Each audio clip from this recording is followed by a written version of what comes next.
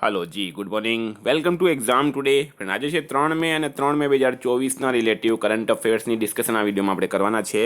તો છેલ્લે સુધી વિડીયો સાથે બની રહેજો। કરંટ અફેર્સ ઇમ્પોર્ટન્ટ ટોપિક છે, દરેક એક્ઝામમાં પ્રશ્ન પૂછવામાં આવે છે। મિત્રો ટોપિક પર આવીએ।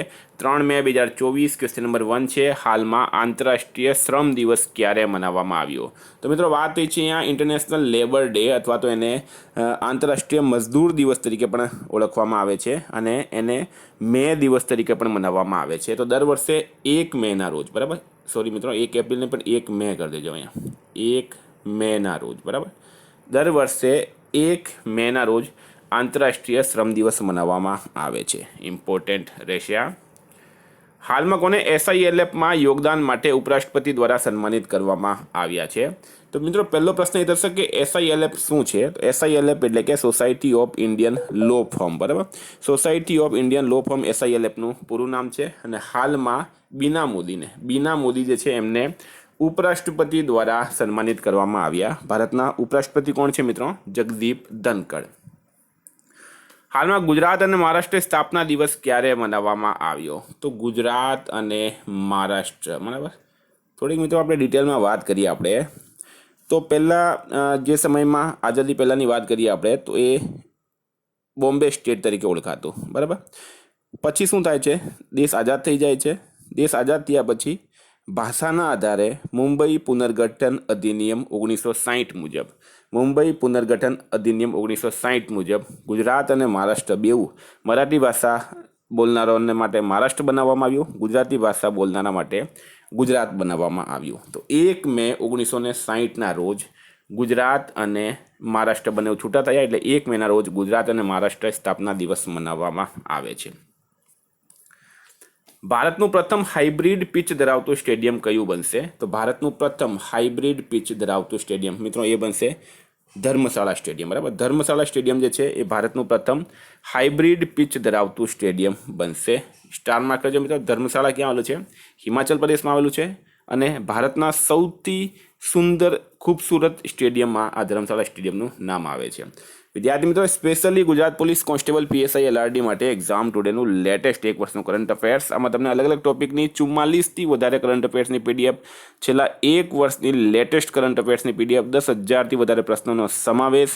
સૌથી મોટી વાત, ગઈ તમામ એક્ઝામમાં 100% કરંટ અફેર્સ આમાંથી પૂછાયું છે, કારણ કે ડે વાઇઝ, મંથ વાઇઝ તમને આ PDF મળે છે મિત્રો, તારીખ વાઇઝ તમને કરંટ અફેર્સ આમાં પ્રોવાઈડ કરવામાં આવે। તો PDF માટે માત્ર 250 રૂપિયા 9510411961 પર ગૂગલ પે, ફોનપે, પેટીએમ કંઈ પણ કરો, સ્ક્રીનશોટ મોકલી આપો, 2 મિનિટમાં PDF મળી જશે।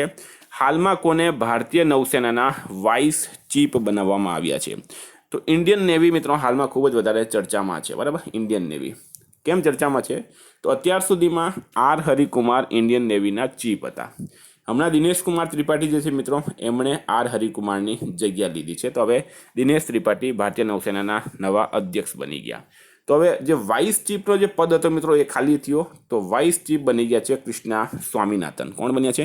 કૃષ્ણા સ્વામીનાથન। હાલમાં કયા દેશે લાંબા સમયના મુદ્રા સંકટ વચ્ચે નવી મુદ્રા લોન્ચ કરી છે? તો મિત્રો કરન્સી સંકટ જે છે એ ફુગાવાના લીધે થાય છે અને ઝિમ્બાબ્વે દેશ જે આફ્રિકામાં આવેલી એક કન્ટ્રી છે, આફ્રિકા ખંડમાં આવેલી કન્ટ્રી છે ઝિમ્બાબ્વે, ત્યાં આ કરન્સી જે છે મિત્રો ક્રાઇસિસ આવ્યો હતો અને એના વચ્ચે હવે ઝિમ્બાબ્વે પોતાની નવી કરન્સી લોન્ચ કરી છે, એનું નામ છે ઝિમ્બાબ્વે ગોલ્ડ। શું નામ છે? Zimbabwe gold.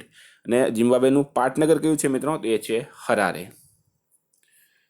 હાલમાં કઈ એડટેક કંપનીએ ટાઈમની વૈશ્વિક રેન્કિંગમાં ટોપનું સ્થાન મેળવ્યું છે? તો એક એડટેક કંપની છે મિત્રો ઇમેરિટ્સ જે છે એક એડટેક કંપની છે, એણે ટાઈમની વૈશ્વિક રેન્કિંગમાં ટોપનું સ્થાન મેળવ્યું છે। સ્ટારમાં કરજો મિત્રો, ઇમ્પોર્ટન્ટ રહેશે આ।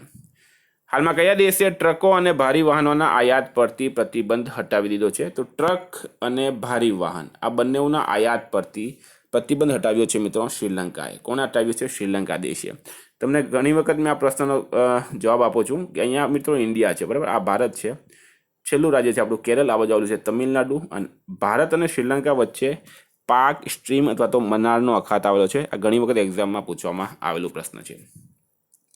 કેન્દ્ર સરકાર કસ્તુરી કપાસ માટે કેટલા રાજ્યમાં કોટન ટેસ્ટ લેબની સ્થાપના કરશે? તો કસ્તુરી કપાસ માટે કેન્દ્ર સરકાર દ્વારા રાજ્યમાં, કેટલા રાજ્યમાં? 6 રાજ્યમાં કોટન ટેસ્ટ લેબની સ્થાપના કરવામાં આવશે. Very very important. 6 રાજ્ય. હાલમાં કયા દેશમાં રૂવાંગ જ્વાળામુખી ફાટ્યો છે? તો જ્વાળામુખીનો દેશ છે મિત્રો ઇન્ડોનેશિયા. બરાબર, ઇન્ડોનેશિયામાં સૌથી વધારે જ્વાળામુખી છે એમ કહેવામાં આવે. ઇન્ડોનેશિયામાં આવેલું છે રૂવાંગ જ્વાળામુખી. પ્રશ્ન તમને એમ પૂછવામાં આવશે, કારણ કે એ ફાટ્યો છે એટલે ચર્ચામાં છે, તો પ્રશ્ન શું પૂછવામાં આવશે? હાલમાં ચર્ચામાં રહેલો રૂવાંગ જ્વાળામુખી કયા દેશમાં છે? તો મિત્રો ઇન્ડોનેશિયામાં છે. બરાબર. હવે ઇન્ડોનેશિયાનું પાટનગર છે જકાર્તા. ફ્રેન્ડ, જકાર્તા જેવું નામ આવે ને એટલે તમને યાદ આવવું જોઈએ, જકાર્તા કોનું હેડક્વાર્ટર છે? આસિયાનનું. આસિયાન દેશોનું હેડક્વાર્ટર છે મિત્રો જકાર્તા. ઇન્ડોનેશિયાનું પાટનગર છે રૂપિયા અને પ્રેસિડેન્ટ છે પ્રબોવો સુબિયાન્તો. હાલમાં કયા દેશે એશિયાઈ કેરમ ચેમ્પિયનશિપમાં પુરુષ અને મહિલા યુગલનો ખિતાબ જીત્યો છે? તો એશિયાઈ કેરમ ચેમ્પિયનશિપમાં પુરુષ અને મહિલા યુગલનો ખિતાબ કોણે જીત્યો છે?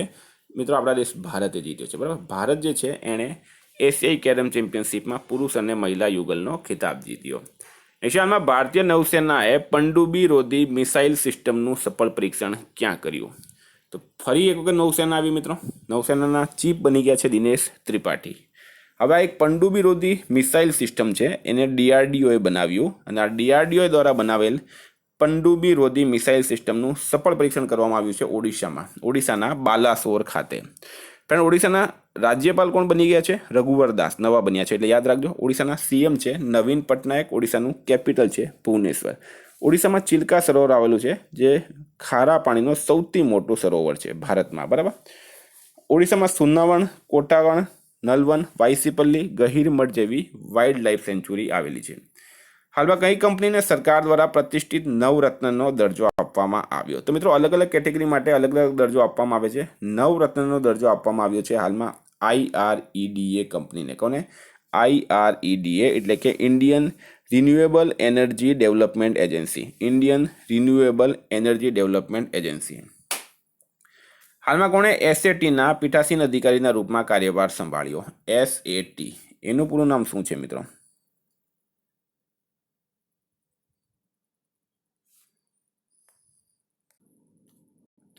તો ફ્રેન્ડ, પહેલી વાત કરીએ આપણે તો કર્ણાટક હાઈકોર્ટના પૂર્વ જજ છે PS દિનેશ કુમાર. બરાબર. PS દિનેશ કુમાર કોણ છે? કર્ણાટક હાઈકોર્ટના પૂર્વ જજ છે અને એમને SATના પીઠાસીન અધિકારીના રૂપમાં કાર્યભાર સંભાળ્યો.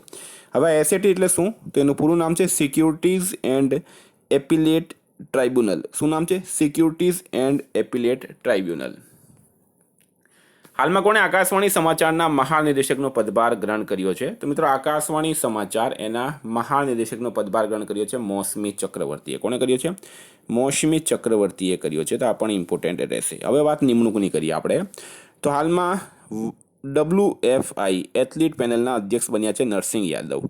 અલીગઢ મુસ્લિમ યુનિવર્સિટીની પહેલી મહિલા કુલપતિ બની છે નઈમા ખાતુન. ભારતની ગીતા સબરવાલ ઇન્ડોનેશિયામાં સંયુક્ત રાષ્ટ્રની સ્થાનીય સમન્વયક નિયુક્ત કરાઈ. ભારતમાં OpenAIનો પ્રથમ કર્મચારી બન્યા છે પ્રજ્ઞા મિશ્રા. ભારત પેના નવા CEO બન્યા છે નલિન નેગી. હાલમાં IQ એરના વિશ્વ વાયુ ગુણવત્તા ઇન્ડેક્સમાં કોણ ટોપ પર રહ્યું છે? તો IQ એર એના વિશ્વ ગુણવત્તા ઇન્ડેક્સમાં મિત્રો કાઠમાડું નંબર 1 છે, ન્યૂ દિલ્હી નંબર 2 છે. કાઠમાડું એ નેપાળનું પાટનગર છે, ન્યૂ દિલ્હી એ ભારતનું પાટનગર છે. હાલમાં MAHE કોને ડોક્ટરેટની માનદ ઉપાધિથી સન્માનિત કર્યા છે? તો MAHE કોને ડોક્ટરેટની માનદ ઉપાધિથી સન્માનિત કર્યા? તો પણ રાઈટ આન્સર છે એમાં KV કામતને. KV કામતને. MAHE એટલે કે Manipal academy of higher education. વિદ્યાર્થી મિત્રો, આ હતા કરંટના પ્રશ્નો. વાત કરીએ રિવિઝન 2024ની. આયુષ્માન ભારત દિવસ મનાવવામાં આવે 30 એપ્રિલે. કેન્દ્રના ગ્રીન ક્રેડિટ પ્રોગ્રામના અમલીકરણમાં ગુજરાત ચોથા સ્થાને છે, મધ્યપ્રદેશ નંબર 1 છે. હાલમાં કયા દેશના વૈજ્ઞાનિકોને 90 મિલિયન વર્ષ જૂનો શાકાહારી ડાયનોસરના અવશેષ મળ્યા? તો આર્જેન્ટિના. ફ્રેન્ડ્સ, એક્ઝામ ટુડેની એપ્લિકેશન આવી ગઈ છે. આ એપ્લિકેશનમાં તમે Gujarat police constable PSI LRD માટે ટેસ્ટ આપી શકો. ગુજરાત ઇતિહાસ, ભૂગોળ, જ્યોગ્રાફી, મેથ્સ, ઇંગ્લિશ, રિઝનિંગ, પર્યાવરણ, સાયન્સ, ટેક, કરંટ અફેર્સ જેવા જે વિષય છે એની પણ સબ્જેક્ટ વાઇઝ, ટોપિક વાઇઝ તમે આમાં ટેસ્ટ આપી શકશો. બરાબર. અલગ અલગ ટોપિક રહેશે. ફોર એક્ઝામ્પલ ચાવડા વંશ, સોલંકી વંશ. બરાબર. એવી રીતના બંધારણની અંદર છે, રાષ્ટ્રપતિ છે, ઉપરાષ્ટ્રપતિ છે, વડાપ્રધાન છે. બરાબર. આર્ટિકલ્સ છે. તમામ વિષયોની ટેસ્ટ તમે આ રીતના આપી શકો. આવી રીતના પ્રશ્નો હશે, આવી રીતના ઉપર ટાઈમ ચાલશે મિત્રો. સબમિટ કરી શકશો. સબમિટ કર્યા પછી શું થશે? રિઝલ્ટ મળશે, તમને સોલ્યુશન મળશે, કેટલા સાચા છે કેટલા ખોટા છે, એ રીતના તમે તમારી તૈયારી ચકાસી શકો. એના માટેની લિંક જે છે મિત્રો એ ડિસ્ક્રિપ્શન બોક્સમાં આપેલી છે, ત્યાંથી જઈને તમે આ ડાઉનલોડ કરી શકો અથવા તો પ્લે સ્ટોર પર જઈને એક્ઝામ ટુડે લખશો ત્યાંથી પણ મળી જશે. હાલમાં સીતા અમ્મા મંદિરના રાજ્યાભિષેક માટે કઈ નદીનું પવિત્ર જળ શ્રીલંકા મોકલાશે? તો સરયુ નદી. કોણે આ મંદિર ક્યાં આવેલું છે? એ પણ શ્રીલંકામાં જ આવેલું છે. કોણે 26માં નૌસેના પ્રમુખના રૂપમાં કાર્યભાર સંભાળ્યો? દિનેશ કુમાર ત્રિપાઠીએ. ચીને કયા દેશ માટે નિર્મિત 8 હેંગર શ્રેણીની પહેલી પનડુબ્બી લોન્ચ કરી? તો પાકિસ્તાન. કોણે offline QR code based scan and pay સેવા લોન્ચ કરી? તો ક્રેડે કરી. Emerging technology and challenges for exoskeleton પર આંતરરાષ્ટ્રીય વર્કશોપનું આયોજન કરાયું છે બેંગલુરુમાં. એશિયાઈ અંડર-20 એથ્લેટિક્સ ચેમ્પિયનશિપ 2024માં ભારતે 29 મેડલ જીત્યા. વિનય વીરનું નિધન થયું છે, તેઓ પત્રકાર હતા. હાલમાં IVMAના નવા અધ્યક્ષ બન્યા છે કૃષ્ણા એલા. ઉત્તરાખંડ સરકારે પતંજલિ આયુર્વેદના કેટલા પ્રોડક્ટ્સનું મેન્યુફેક્ચરિંગ લાઇસન્સ સસ્પેન્ડ કર્યું? તો 14 રાઇટ આન્સર છે. હાલમાં હમજા યુસુફ કયા દેશના પ્રથમ મંત્રીના પદ પરથી રાજીનામું આપ્યું? તો સ્કોટલેન્ડ. કોને ગોલ્ડમેન એન્વાયરમેન્ટલ એવોર્ડ 2024 આપવામાં આવ્યો? તો આલોક શુક્લાને. ક્રિસ્ટિકલ મિનરલ્સ શિખર સંમેલન ક્યાં શરૂ થયું? ન્યૂ દિલ્હીમાં. કોને ઇન્ડિયાઝ ન્યુક્લિયર ટાઇટન્સ નામનું પુસ્તક લખ્યું છે? તો S જયશંકરે.